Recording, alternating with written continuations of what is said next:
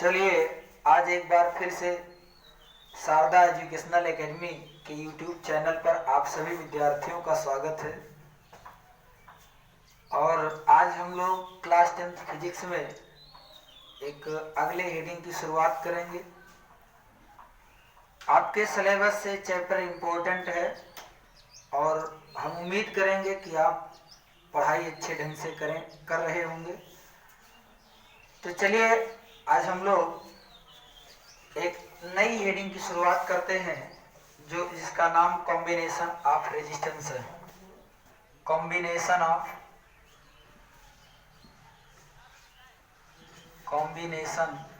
Of resistance. Combination of resistance को हम लोग हिंदी में भी इसका नामकरण कर सकते हैं। इसको कहते हैं प्रतिरोधों का संयोजन। क्या कहते हैं? इसको प्रतिरोधों का संयोजन कहते हैं।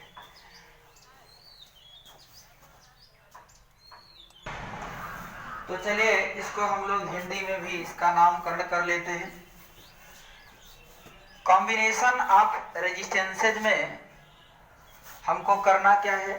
प्रतिरोधों का संयोजन। हेडिंग का नाम है प्रतिरोधों का संयोजन। प्यारे बच्चों, आपको समझाने के साथ साथ आपकी ये जो डेफिनेशन है इसको भी हम इस पर नोट करते रहेंगे, जिससे आपको चीजें नोट करने में भी हेजिटेशन ना फील हो।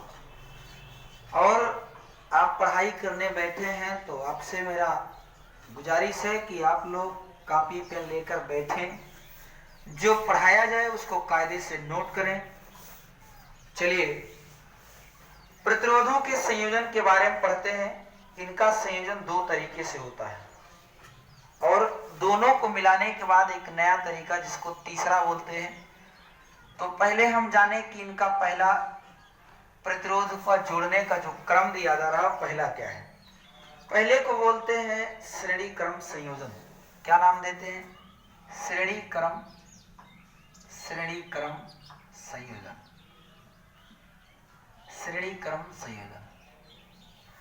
श्रेणी क्रम संयोजन को हम लोग इंग्लिश में क्या बोलते हैं? कॉम्बिनेशन किसका है? सीरीज का है। तो सीरीज कॉम्बिनेशन इसका नाम दे देते हैं। लिख लीजिए, सीरीज कॉम्बिनेशन। श्रेणी क्रम, इस क्रम में इसका जो डायग्राम दिया गया होता है, रेजिस्टेंस बिल्कुल स्ट्रेट लाइन में होते हैं। सपोज कर लीजिए कि ये कोई पॉइंट ए है और ये क्या है? बी। यहां से इसका अगला पॉइंट सी और ये आपको डी मिला। इनके प्रतिरोध क्या है? R1, दूसरे पर R2 और तीसरे पर R3। ध्यान दीजिए कि प्रतिरोध में पहला R1, दूसरा R2 और तीसरा क्या है? R3। इसमें जो बहने वाली धारा I है वो क्या है? फिक्स है। यानी अगर ये स्ट्रेट लाइन में है तो इनके बहने वाली जो धाराएं हैं इनको किस क्रम में हम लोग जोड़ेंगे पहले देख रहे हैं। श्रेणी क्रम है।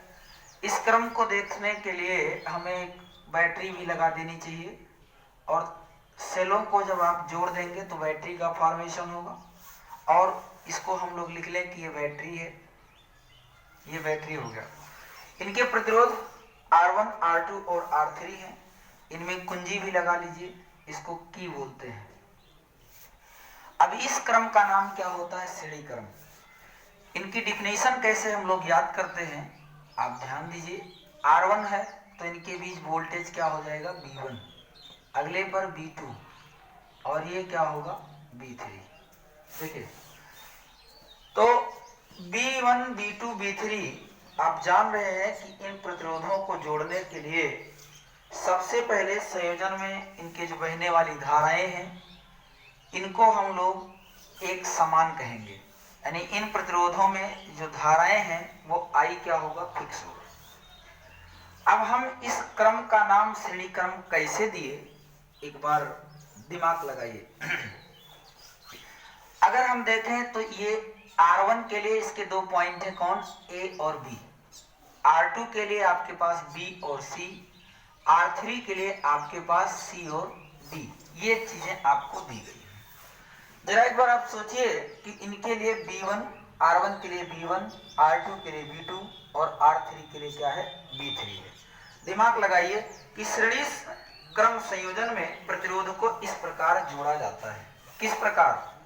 श्रेणी क्रम संयोजन में प्रतिरोधों को इस प्रकार जोड़ा जाता है कि प्रत्येक प्रतिरोध का दूसरा सिरा, आप देखिए ये श्रेणी क्रम संयोजन है, तो हम लोग कहेंगे कि श्रेणी क्रम संयोजन में प्रतिरोधों को इस प्रकार जोड़ा जाता है कि प्रत्येक प्रतिरोध का दूसरा सिरा अगले वाले प्रतिरोध के पहले सिरे से जुड़ा होता है। अब हम इसको कैसे क्लियर करें कि हम याद कैसे करें? प्रत्येक प्रतिरोध का दूसरा सिरा अगले वाले प्रतिरोध के पहले सिरे से जुड़ा होता है। देखो इसके सामने आप लोग ट्रिक लिख लो ऐसे अलग से। ये तो आपका डायग्राम है, इसको आप बनाएंगे फिर कॉपी में, मैं आगे इसको बता दूं आपको। ऐसे मान लीजिए रेजिस्टेंस आपको मिल रहे हैं और इन रेजिस्टेंस को देखने के लिए सबसे पहले जो हम B1 और B2 का क्रम देते हैं, विभवांतर जिसको कहते हैं, ये हो गया आपका R1, ये हो गया R2, ये हो गया R3। इसको याद करने का तरीका मैं बता रहा हूं वाइट ट्रिक से।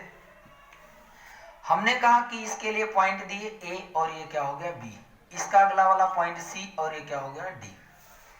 श्रेणी क्रम संयोजन हम किसको कहते हैं, हमारा क्वेश्चन ये है। तो आप कहेंगे श्रेणी क्रम संयोजन में प्रतिरोध को इस प्रकार जोड़ा जाता है। किस प्रकार? ये जिस प्रकार आप जोड़े हैं, श्रेणी क्रम संयोजन में प्रतिरोध को इस प्रकार जोड़ा जाता है। कैसे? कि प्रत्येक प्रतिरोध का, किसी भी प्रतिरोध को आप ले लीजिए, तो आप कहेंगे प्रत्येक प्रतिरोध का दूसरा सिरा अगले वाले प्रतिरोध के पहले वाले सिरे से जुड़ा होता है। प्रत्येक प्रतिरोध का कौन सा, दूसरा वाला सिरा, ऐसे लिख लीजिए, इसके सामने अगला सिरा, ठीक है। प्रत्येक प्रतिरोध का दूसरा वाला सिरा, यानी ये देखिए प्रत्येक प्रतिरोध, पहले वाले प्रतिरोध को आप देख रहे हैं, प्रत्येक प्रतिरोध का दूसरा वाला सिरा अगले वाले के, यहां लिख दो अगला वाला, अगला वाला। ट्रिक के लिए आप जाने रहिए, प्रत्येक प्रतिरोध का दूसरा सिरा, ध्यान दीजिए इसमें प्रतिरोध लगाए गए हैं और इनके पोल की बात कर रहा है, दूसरे सिरे की बात कर रहा है। तो आप कहेंगे प्रत्येक प्रतिरोध का दूसरा सिरा अगले वाले प्रतिरोध के पहले सिरे से अगर जुड़ा होता है तो इस क्रम को हम लोग श्रेणी क्रम कहते हैं। एक बार फिर से प्रॉपर डेफिनेशन कि श्रेणी क्रम संयोजन में प्रतिरोधों को इस प्रकार जोड़ा जाता है। श्रेणी क्रम संयोजन में प्रतिरोधों को इस प्रकार जोड़ा जाता है कि प्रत्येक प्रतिरोध का दूसरा सिरा अगले वाले प्रतिरोध के पहले वाले सिरे से जुड़ा होता है, अगले वाले प्रतिरोध के पहले वाले सिरे से जुड़ा होता है। इस प्रकार के संयोजन में से जुड़े प्रतिरोधों को हम लोग श्रेणी क्रम संयोजन कहते हैं। तो आप ये जानिए कि आप कहेंगे कि श्रेणी क्रम संयोजन में प्रतिरोध यानी प्रत्येक प्रतिरोध का कौन सा दूसरा सिरा अगले वाले प्रतिरोध के, माने R2 के अगले वाले प्रतिरोध के पहले सिरे से जुड़ा होता है। इसी प्रक्रिया को आगे भी हम लोग ले सकते हैं, जैसे R2 है, R3 है, तो R2 का दूसरा वाला और R3 का पहला वाला, इसी क्रम में अगर जोड़ा जाता है तो आप कहेंगे कि यह श्रेणी क्रम संयोजन है और इसमें बहने वाली धाराएं एक समान होती हैं। इस चीज को आप फोकस करेंगे कि इसमें बहने वाली धाराएं क्या होती हैं, समान होती हैं। R1 के लिए जो आपके यहाँ विभवांतर है वो B1 होगा, R2 के लिए B2 होगा, R3 के लिए आपका B3 हो जाएगा। तो इसी चीज को हम लोग एक बार इसके परिभाषा को नोट कर लेते हैं, दिमाग से देखिए।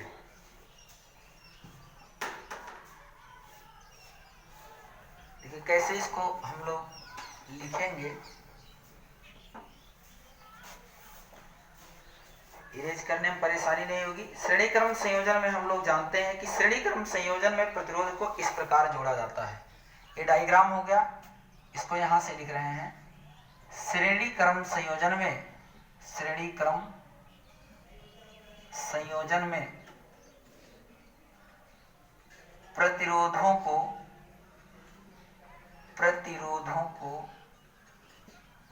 इस प्रकार जोड़ा जाता है, प्रतिरोधों को इस प्रकार जोड़ा जाता है। एक मिनट।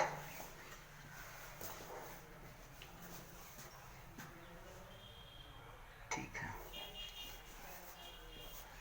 इस पर लाइट भी हो रही। देखिए, श्रेणी क्रम संयोजन में प्रतिरोधों को किस प्रकार जोड़ा जाता है। अभी हमने बताया था कि प्रत्येक प्रतिरोध का दूसरा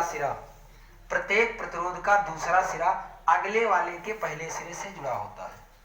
प्रत्येक प्रतिरोध को आप ले लीजिए, उसका दूसरा सिरा जहां से आप देखेंगे और उसके अगले वाले के पहले सिरे से, यानी प्रत्येक प्रतिरोध का दूसरा सिरा, प्रत्येक प्रतिरोध का दूसरा सिरा। ध्यान से एक बार देखिए कि प्रत्येक प्रतिरोध का कौन सा सिरा, दूसरा सिरा अगले वाले प्रतिरोध के पहले सिरे से, अगले वाले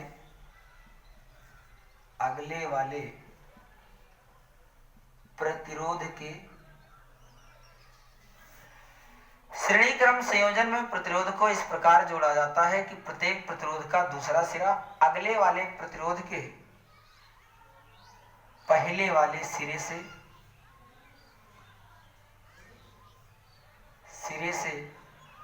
जुड़ा होता है।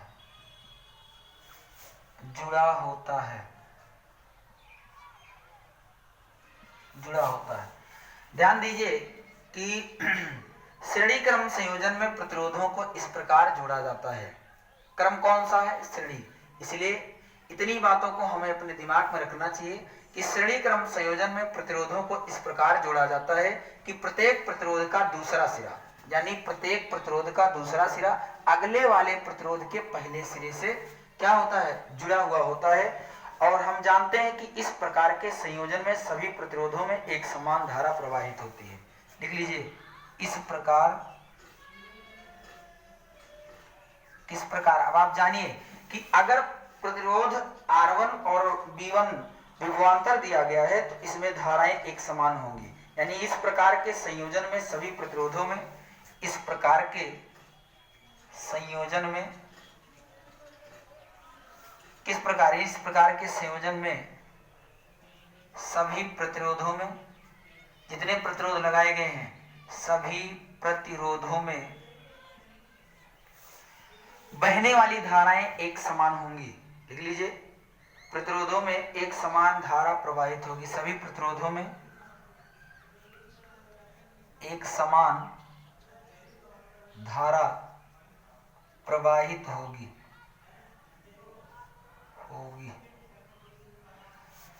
तो ये आप समझ गए कि श्रेणी क्रम संयोजन हम लोग किसको कहते हैं। आप एक बार फिर से दिमाग लगाइए कि श्रेणी क्रम संयोजन में प्रतिरोधों को इस प्रकार जोड़ा जाता है।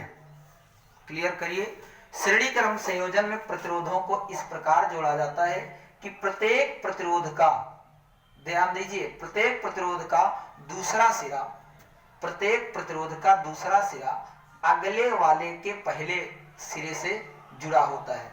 इस प्रकार के संयोजन में सभी प्रतिरोधों में एक समान धाराएं बहती हैं। तो ऐसे भी कह सकते हैं कि अगर जनरली श्रेणी क्रम संयोजन में प्रतिरोधों को इस प्रकार जोड़ा जाता है कि प्रत्येक प्रतिरोध का दूसरा सिरा अगले वाले प्रतिरोध के पहले सिरे से जुड़ा होता है, तो इस क्रम को हम लोग श्रेणी क्रम संयोजन कहते हैं। लेकिन हमने शुरुआत में ही कह दिया कि श्रेणी क्रम संयोजन में प्रतिरोधों को इस प्रकार जोड़ा जाता है।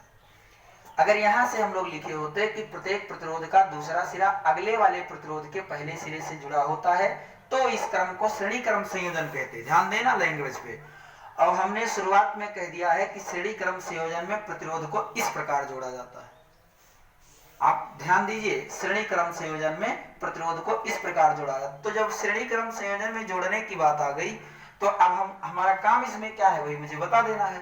जनरली अगर हम इतना नहीं लिखे होते, यहां से लिखते कि प्रत्येक प्रतिरोध का दूसरा सिरा अगले वाले प्रतिरोध के पहले सिरे से जुड़ा होता है, तो इस क्रम को हम लोग सीरीज कॉम्बिनेशन का नाम दे देते हैं।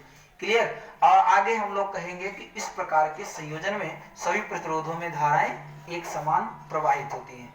तो ध्यान दीजिए, चलिए उसके बाद हम लोग इसका प्रूफ देख लेते हैं, कैसे हम लोग इसको प्रूफ करते हैं। जनरली इजी है। प्रतिरोधों का एक क्रम कौन सा है?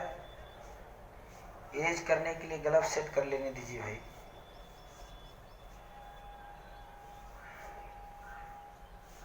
देखिए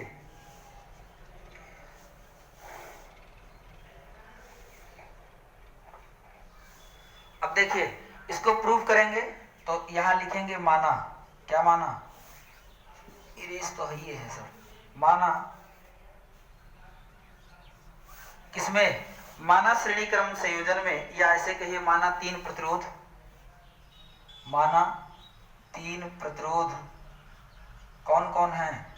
R1, R2, R3। देखिए तीन प्रतिरोध हैं, किस क्रम में जोड़े गए हैं? माना तीन प्रतिरोध R1, R2 एंड R3 श्रेणी क्रम में जोड़े गए हैं। किस क्रम में? श्रेणी क्रम में जोड़े गए हैं, जोड़े गए हैं। देखिए इसमें लैंग्वेज पे ध्यान दीजिए और लैंग्वेज को लिखते भी रहिए। ये तीन क्रम में क्या किए गए? श्रेणी क्रम में जोड़े गए हैं या संयोजित किए गए, जिनके सिरों के बीच विभवांतर, जिनके इलेक्ट्रिक पोटेंशियल की बात कर रहा है, जिनके सिरों के बीच विभवांतर, सिरों के बीच विभवांतर, विभवांतर कौन क्या लगाए गए हैं? B1, B2 एंड B3 हैं। ऐसे कहेंगे। माना तीन प्रतिरोध R1, R2 एंड R3 श्रेणी क्रम में जोड़े गए हैं, जिनके सिरों के बीच विभवांतर B1, B2 और B3 है। अब इसके बीच में अगर B1, B2, B3 है तो एक बात और कह सकते हैं कि प्रतिरोध में धारा प्रवाहित हो रही है। कितनी?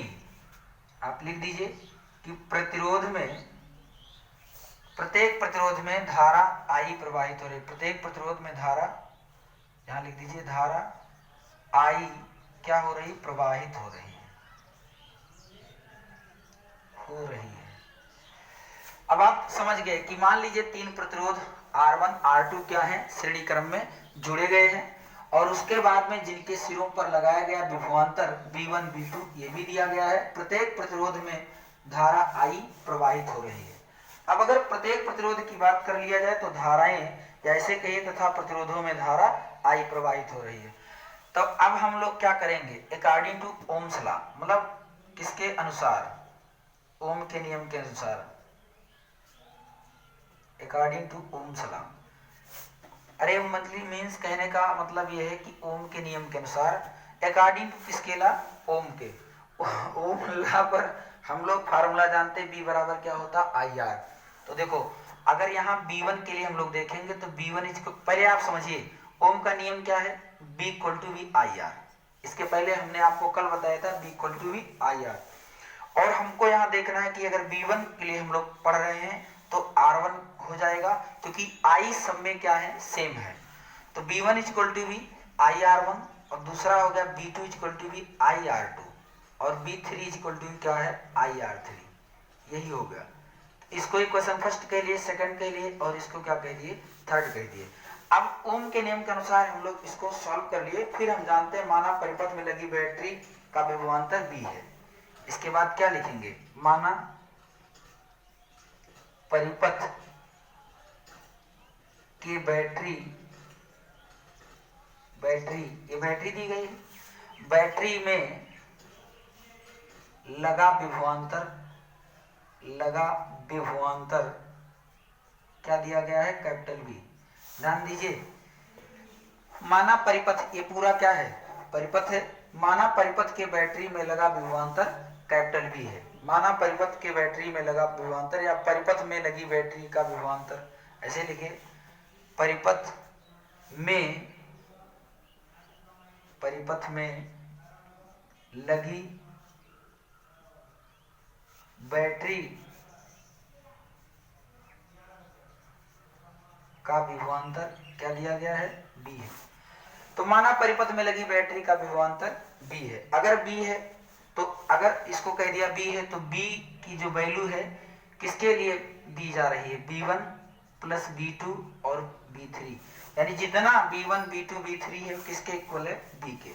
अब यहां हम लोग लिखेंगे किससे, समीकरण 1 2 और 3 से। समीकरण 1 2 3 से आप क्या कहेंगे कि B की वैल्यू किसके इक्वल है, B1 की IR1, B1 के प्लेस पर क्या पुट करेंगे, IR1, आगे B2 के प्लेस पर IR2, अगले में IR3, ये दिया गया।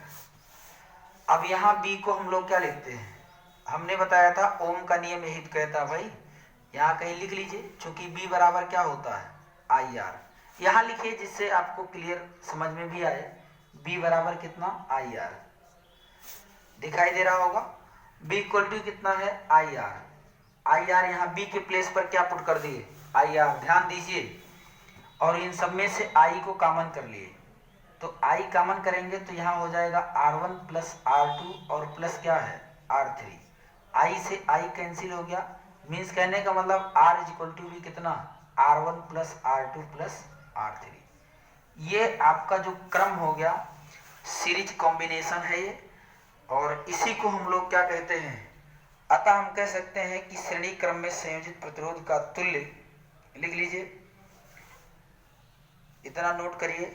उसके बाद देखिए कि श्रेणी क्रम में संयोजित प्रतिरोध का तुल्य, यहां लिख लीजिए, श्रेणी क्रम में, किस क्रम में, अब बोलिए, श्रेणी क्रम में संयोजित प्रतिरोध का तुल्य में, क्रम में संयोजित, श्रेणी क्रम में संयोजित, लिखिए आप लोग, श्रेणी क्रम में संयोजित प्रतिरोध का तुल्य प्रतिरोध, प्रतिरोधों का तुल्य प्रतिरोध, प्रतिरोधों का, प्रतिरोधों का क्या, तुल्य प्रतिरोध, तुल्य प्रतिरोध किसके इक्वल होगा, तो आप कहिए कि उनके योग के बराबर है, प्रतिरोध उनके योग के बराबर है।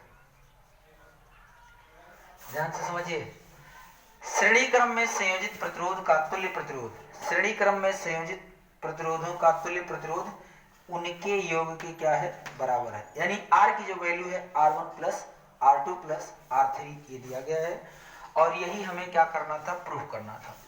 तो हम उम्मीद करेंगे कि आपको ये चीज अच्छे से समझ में आई होगी। इसके बाद आपका एक अगला क्रम आता है जिसको पैरेलल कॉम्बिनेशन का नाम देते हैं। इसको कॉम्बिनेशन ऑफ रेजिस्टेंसेज में, प्रतिरोधों का संयोजन में पहला आपने पढ़ा कि ये कौन सा क्रम है, पहला वाला है जिसको श्रेणी क्रम के नाम से जानते हैं।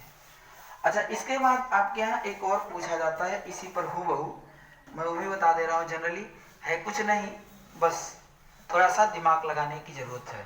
तो हम उम्मीद करेंगे कि आप इसको अपने फेयर कॉपी में भी नोट करेंगे, जहाँ कहीं दिक्कत होती है आप आकर के पूछ सकते हैं। चलिए,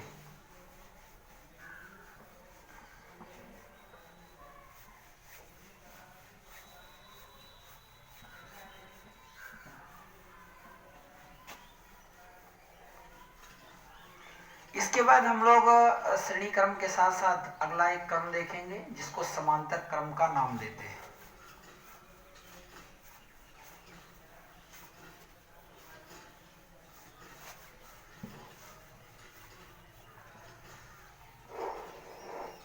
चलिए,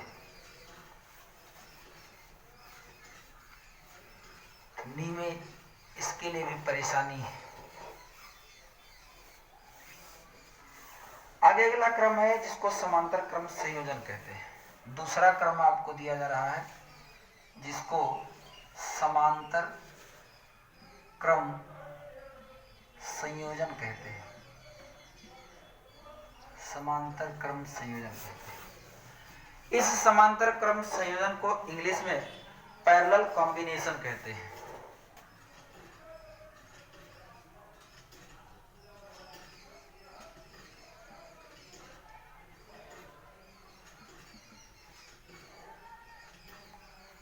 पैरेलल कॉम्बिनेशन का नाम देते हैं।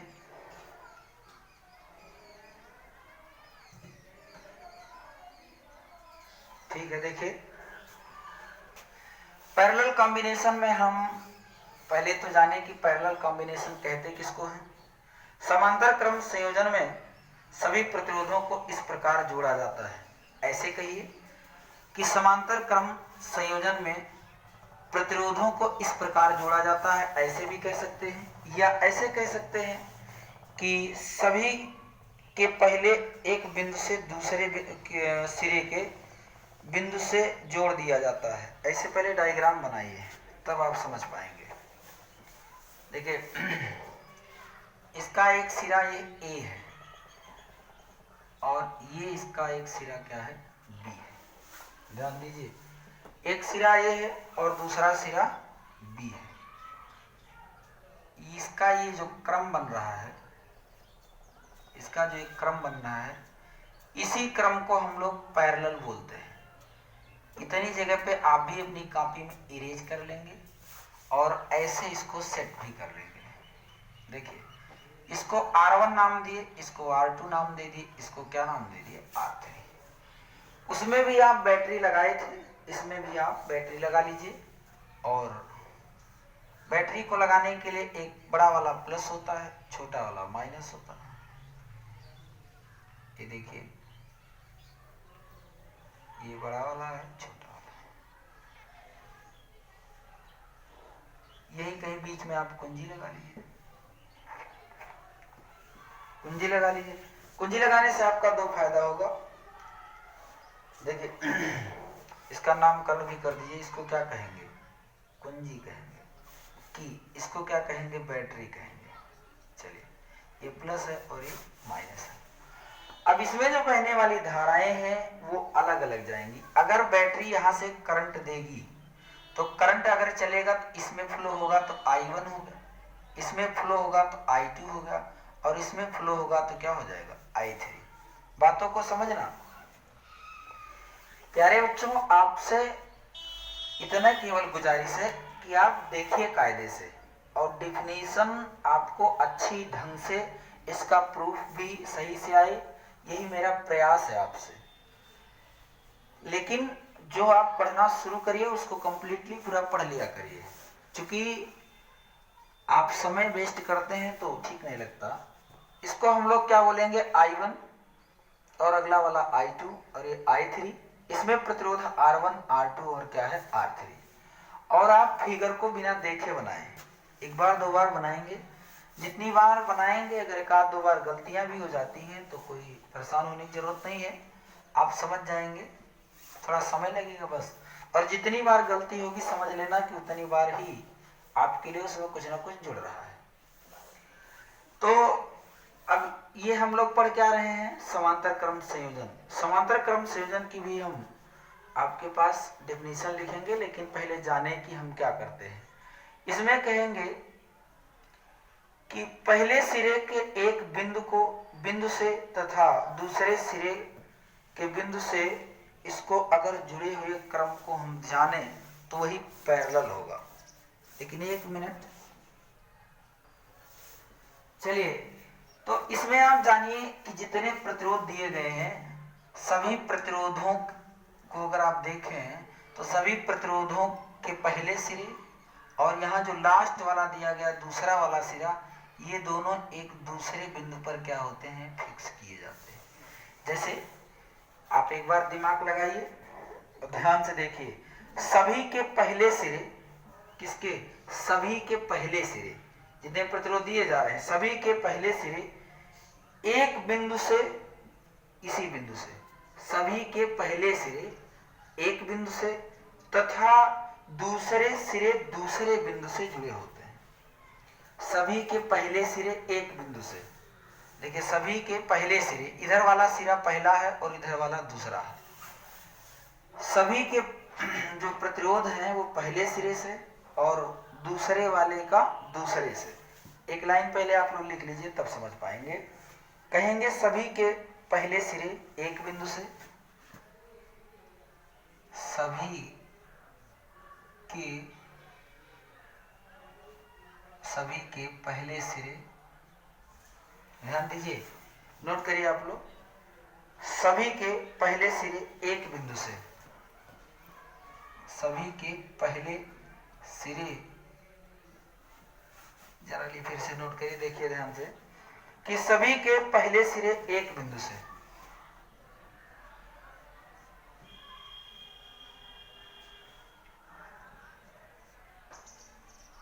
सभी के, नोट करो तुम लोग, बोल दे रहे हैं आप लोग, लिख लीजिए, सभी के पहले सिरे, सभी के पहले, लिख दें, सभी के पहले सिरे, नोट करो, सभी के पहले सिरे एक बिंदु से, एक बिंदु से, सभी के यानी सभी के पहले सिरे एक बिंदु से तथा दूसरे सिरे के दूसरे बिंदु से, लिखो, तथा दूसरे सिरे दूसरे बिंदु से, दूसरे बिंदु से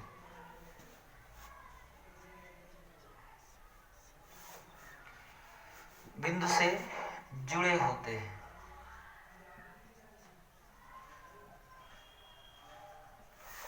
सभी के पहले सिरे, इसमें देखिए, सभी के पहले सिरे एक बिंदु से तथा दूसरे सिरे दूसरे बिंदु से जुड़े होते हैं। डिफिनीशन में कोई कोताने सही नहीं करिए, थोड़ा समय लगेगा, लेकिन अब हम लोग अब ऐसे कहेंगे, सभी के पहले सिरे एक बिंदु से तथा दूसरे सिरे दूसरे बिंदु से जुड़े होते हैं, तो इस क्रम को समांतर क्रम कहते हैं। या जिस तरीके से आप पहले वाले को लिखे थे वैसे भी इसको हम लोग कर सकते हैं। कैसे कहेंगे? समांतर क्रम संयोजन में सभी प्रतिरोधों को इस प्रकार जोड़ा जाता है, ऐसे लिख लीजिए, समांतर क्रम संयोजन में, समांतर क्रम संयोजन में सभी प्रतिरोधों को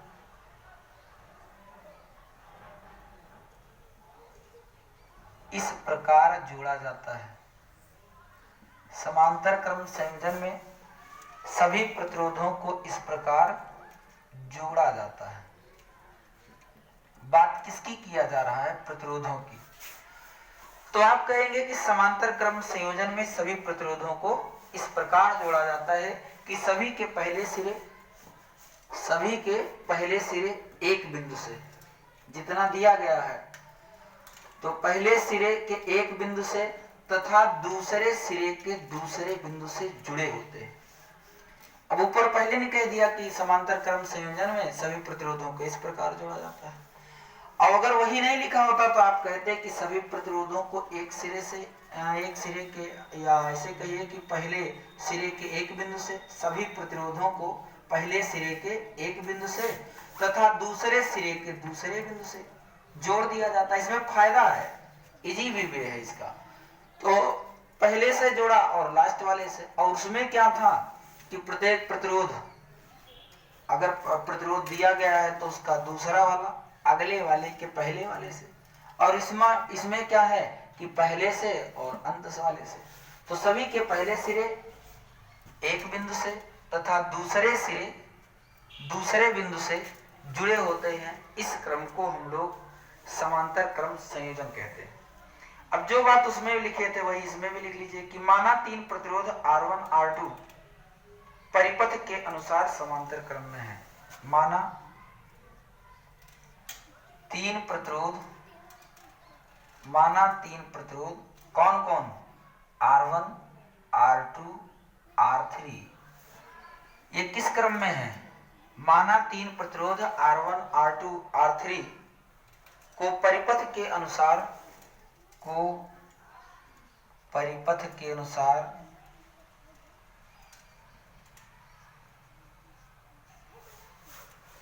क्या भाई? माना तीन प्रतिरोध R1 R2 R3 को परिपथ के अनुसार किस क्रम में जोड़ा गया है? समांतर क्रम में जोड़ा गया है। समांतर क्रम में जोड़ा गया है। अब तीन प्रतिरोध R1 R2 R3 को परिपथ के अनुसार समांतर क्रम में जोड़ा गया, जिनमें प्रवाहित होने वाली धारा, लिख लीजिए, तीन प्रतिरोधी जोड़े और धाराएं भी अलग अलग हैं, जिनमें जितना किए उतना लिखो, जिनमें प्रवाहित होने वाली धारा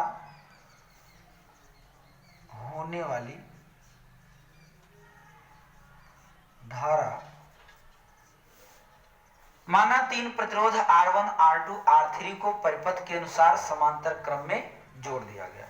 अब धाराएं भी अलग अलग, जिनमें प्रवाहित होने वाली धारा क्रमशः क्या क्या है, I1, I2 और क्या है, I3। प्रवाहित होने वाली धारा क्रमशः I1, I2 और क्या है, I3। चलिए देखिए, मार्कर में इंक भी नहीं है। प्रतिरोध में प्रवाहित धारा बिंदु B पर मिलाकर I बना लेती है। इतना नोट करिए कि माना तीन प्रतिरोध R1, R2, R3 को परिपथ के अनुसार समांतर क्रम में जोड़ा गया, जिनमें प्रवाहित होने वाली धारा क्रमशः I1, I2 और क्या है, I3 है। प्रतिरोध में प्रवाहित धारा बिंदु B पर मिलकर धारा I बनाती है। ये भी आप जान गए, लिख लीजिए। प्रतिरोध में लिख दे, अच्छा, प्रतिरोध में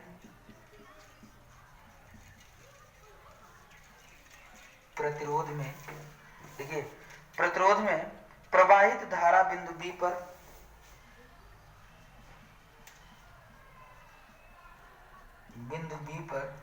मिलकर, देखिए ये धाराएं चलती हैं और किस बिंदु पे जाके मिलती हैं, B वाले पर। तो अब यहां से देखो, ये धाराएं चल रही थी, ये धारा जा रही थी और उधर से क्या है, आ रही। देखिए, तो प्रतिरोध में धारा बिंदु B, देखिए प्रतिरोध में प्रवाहित धारा, प्रतिरोध में यहां लिख लीजिए प्रवाहित धारा बिंदु B पर मिलकर क्या बना लेती है, कैपिटल I। बिंदु B पर मिलकर I बनाती है।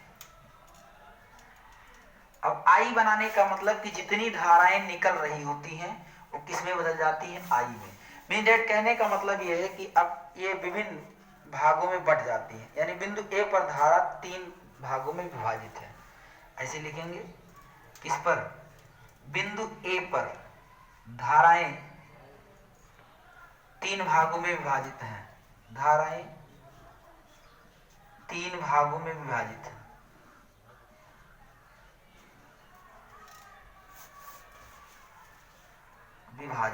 अब आप देखिए, यहां से तीन भागों में विभाजित हुई, इसका मतलब क्या हुआ कि अगर यहां जनरली देखा जाए तो ये I इक्वल टू किस में हो गई, I1 प्लस I2 और प्लस किस में हो गई, I3। ध्यान दीजिए, है कुछ नहीं। माना तीन प्रतिरोध R1, R2, R3 ये किस क्रम में दिए गए हैं, समांतर क्रम में, जिनमें बहने वाली धाराएं क्रमशः I1, I2 और I3। और उसके बाद में ये बिंदु B पर मिल करके I बना लेती हैं। प्रतिरोधों में जो प्रवाहित धाराएं हैं वो बिंदु A से चलकर अब बिंदु B पर जब जाती हैं तो किस में बदल जाती हैं, I में। यानी बिंदु A पर धाराएं तीन भागों में विभाजित हैं। तो तीन भागों में विभाजित होने का मतलब I equal to I1 plus I2 plus कितना हो गया, I3। अब ओम का नियम आप जानते हैं, अकॉर्डिंग टू, किसके नियम से, अकॉर्डिंग टू, वही पुरानी बात, OHMS लॉ। उसमें आप पढ़े थे B इक्वल टू कितना, IR। लेकिन अब यहाँ हमको क्या निकालना है, I निकालना है। इसमें very easy, I equal to भी हम लोग क्या करेंगे, B बाई R। देखिए I equal to B by R। अच्छा, अब हमको क्या इसमें फिक्स दिखाना है, इसमें B जो है वोल्टेज, ये क्या हो जाएगा, ये नहीं चेंज होगा, बदलेगा नहीं। और I1 के लिए R1, अब यहाँ देखिए ये तो हो गया, लेकिन अब हम जैसे देखिए I इक्वल टू भी कितना होता, B बाई R। अब लेकिन I1 के लिए क्या करेंगे, I1 के लिए हम लोग लिखेंगे B upon R1 equation first, I2 के लिए लिखेंगे B upon R2 equation second, और I3 के लिए लिखेंगे B अपान R3 इक्वेशन थर्ड। तो बहुत इजी है, I1, I2 और क्या हो गया, I3 अलग अलग थे, बिंदु B पर आकर के तीनों धाराएं मिल रही हैं। तो उस जगह पर B अपान कितना हो गया, R, B1 अपान कितना हो गया, B1 नहीं, B upon R1 plus I2 के लिए B अपान R2 और इसके लिए कितना हो गया B अपान R3। ये 3 पॉइंट आपको मिल गए। और यहाँ I के लिए भी बताया था ओम के नियम से I बराबर कितना होगा B अपान R। बहुत इजी है, कुछ नहीं करना है। यहाँ से हमने B को क्या किया, कॉमन कर लिया ऊपर वाले में से। B को कॉमन कर लिए तो अंदर कितना बचा 1 upon R1 plus 1 upon R2 और कितना हो गया 1 अपान R3। B से B कैंसिल हो गया, 1 upon R equal to B 1 upon R1 और प्लस 1 अपान R2 और 1 अपान R3। ये हो गया। ध्यान दीजिए कि ऊपर वाले में से सबको B को कॉमन कर लिया और एक कैंसिल हो गया। यहाँ कितना हो गया 1 upon R equal to 1 upon R1 plus 1 upon R2 plus 1 upon R3। अब इसे इनका जो कंडीशन है इसको कह सकते हैं समांतर क्रम में संयोजित प्रतिरोध के तुल्य प्रतिरोध का व्युत्क्रम। लिख लीजिए समांतर क्रम में संयोजित प्रतिरोध, यहाँ लिखिए समांतर क्रम में संयोजित, समांतर क्रम में क्या संयोजित प्रतिरोधों के तुल्य प्रतिरोध का, प्रतिरोधों के तुल्य प्रतिरोध, प्रतिरोध तुल्य प्रतिरोध यही है। तो तुल्य प्रतिरोध अगर आपको यहां से जनरली दिखाया जा रहा है तो तुल्य प्रतिरोध का व्युत्क्रम उन प्रतिरोधों के व्युत्क्रम के योग के बराबर। देखो तुल्य प्रतिरोधों का व्युत्क्रम है, उल्टा है ना, 1 अपान में है तो व्युत्क्रम। तुल्य प्रतिरोधों या तुल्य प्रतिरोध का व्युत्क्रम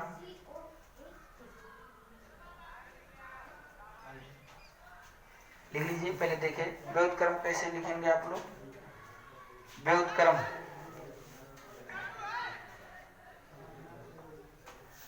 तुल्य प्रतिरोध का व्युत्क्रम उनके तुल्य प्रतिरोध का व्युत्क्रम, तुल्य प्रतिरोध का व्युत्क्रम उन प्रतिरोधों के व्युत्क्रम के योग के बराबर होता है।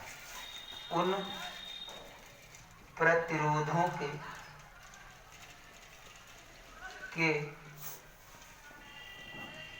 योग के बराबर होता। अब देखो इसमें भी आपके यहाँ व्युत्क्रम था और उसमें भी जो इनका योग करेंगे उस योग में भी इनका व्युत्क्रम होगा, यानी उन प्रतिरोधों के व्युत्क्रम के योग के बराबर है। उन प्रतिरोधों के व्युत्क्रम ऐसे लिख लीजिए, व्युत्क्रम योग के बराबर है, बराबर है। अब आप देखिए उसमें भी क्या था, समांतर क्रम में बताया था कि श्रेणी क्रम में बताया था हमने कि जो इनका क्रम दिया जा रहा है श्रेणी क्रम में संयोजित प्रतिरोधों का तुल्य प्रतिरोध उनके योग के बराबर है। समांतर क्रम संयोजित में प्रतिरोधों का तुल्य प्रतिरोध है जो कैपिटल R है का व्युत्क्रम उन प्रतिरोधों के योग के बराबर है। तो जनरली आपको उम्मीद करता हूं कि 2 क्रम हमने आपको बता दिया। पहला आपका था सीरीज, पहला आप पढ़ लिए सीरीज और आगे अगला वाला पढ़े पैरेलल। तो सीरीज और पैरेलल दोनों लगभग हमने क्लियर किया है और उम्मीद करते हैं कि चीजें आपको समझ में भी आ रही होंगी। चलिए एक बार फिर से इसको हम रिवाइज कर देते हैं। लीजिए मार्कर, ये देखिए हमने आपसे कहा था कि समांतर क्रम संयोजन को इंग्लिश में पैरेलल कॉम्बिनेशन कहते हैं। इसमें ऐसा होता है कि जब बैटरी से करंट I चलता है तो ये डिवाइड हो जाता है पॉइंट A से, यानी A से अगर निकलेगा तो धारा I1 होगा R1 के लिए, I2 होगा R2 के लिए, I3 होगा R3 के लिए और फिर जाकर के बिंदु B पर ये I में कन्वर्ट हो जाएगा। पर कौन सा क्रम रहे हैं, पर कौन सा क्रम रहे हैं, समांतर क्रम।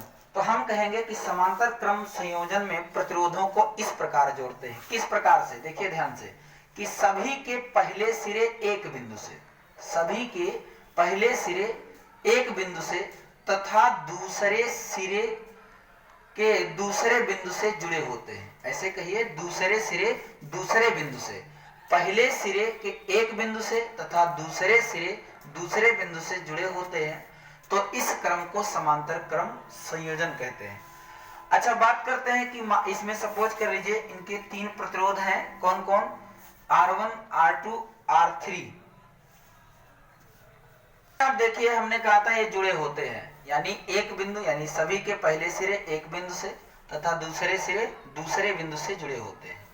इस क्रम को हम लोग समांतर क्रम कह लेते हैं। मान लीजिए माना इनके 3 प्रतिरोध R1, R2 और R3 ये समांतर क्रम में जोड़े गए हैं। किसके अनुसार, परिपथ के अनुसार ये समांतर क्रम में जोड़े गए हैं। उसके बाद इनमें बहने वाली जो धाराएं हैं वो क्या है, I1, I2 और I3 है। अब बहने वाली धारा I1, I2 और I3 है।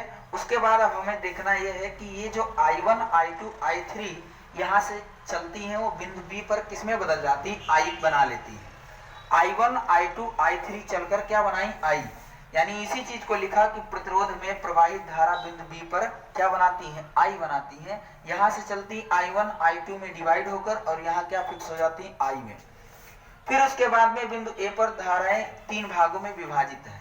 यहाँ क्या है, इस पर 3 भागों में विभाजित है और 3 भागों में विभाजित है मीन दैट I1 अगर ले लिया, इसके लिए वोल्टेज आपका क्या B क्या होगा, आपका विभवांतर फिक्स होगा, यानी I1 equal to VB upon R1, I2 equal to VB upon R2 और I3 equal to VB upon R3।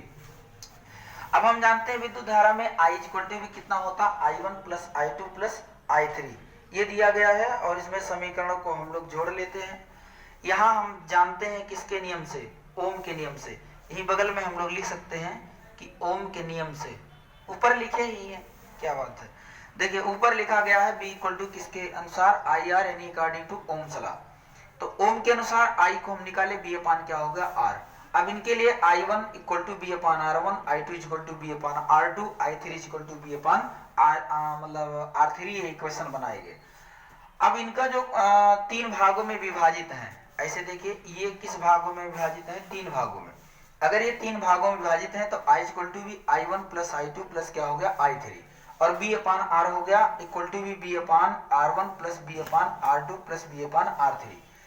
अच्छा, I1 के लिए कितना, B अपान R1, तो यहाँ लिख देंगे समीकरण किससे, 1, 2 और 3 से। यही लिख दीजिए कि समीकरण 1, 2 और किससे, 3 से। लिख लीजिए, जगह नहीं इसमें, समीकरण 1, 2 और 3 से। तो इसमें क्या करेंगे, वैल्यू को पुट करें, ऊपर से B को कॉमन कर लिए, B से B कैंसिल हो गया, 1 upon R1 equal to B 1 upon R1 plus 1 upon R2 plus 1 upon R3। अब जो ये आपका R तुल्य प्रतिरोध है ये भी व्युत्क्रम में है। तो आप जान रहे हैं समांतर क्रम में संयोजित प्रतिरोधों के तुल्य प्रतिरोध का व्युत्क्रम, ये जो प्रतिरोध दिए गए हैं प्रतिरोधों का तुल्य जो प्रतिरोध है ये व्युत्क्रम है। उसके बाद उन प्रतिरोधों के व्युत्क्रम योग के बराबर है, योग का मतलब सम, और व्युत्क्रम योग के क्या है, बराबर है। तो इस तरीके से समांतर क्रम में संयोजित प्रतिरोधों के तुल्य प्रतिरोध का व्युत्क्रम उन प्रतिरोधों के व्युत्क्रम योग के बराबर है। इस तरीके से हम उम्मीद करते हैं कि आपको सीरीज पैरेलल कॉम्बिनेशन दोनों लगभग समझ में आया होगा। Series combination and parallel combination और एक कॉम्बिनेशन ऑफ रेजिस्टेंसेज है। ये दो आपके यहाँ 2 प्रकार के क्रम दिए गए हैं, समांतर क्रम और श्रेणी क्रम। पहले श्रेणी क्रम है, दूसरा समांतर क्रम। इन्हीं दोनों से मिला करके एक मिश्रित क्रम होता है, उसको हम अगले टर्न पर बताएंगे। और हम आपसे उम्मीद करेंगे थोड़ा सा वीडियो छोटा रहे जिससे आपको देखने में परेशानी ना हो। वैसे भी आप काफी समय देते हैं इस पढ़ाई के लिए, तो इस तरीके से आप इसको नोट कर लीजिए, पढ़ लीजिए, और जहां पर समझने में दिक्कत होती है अभी भी वहां पर आप क्रॉस क्वेश्चन कर सकते हैं, पूछने के लिए आपको छूट है। आज के लिए इतना ही, फिर मिलेंगे, धन्यवाद।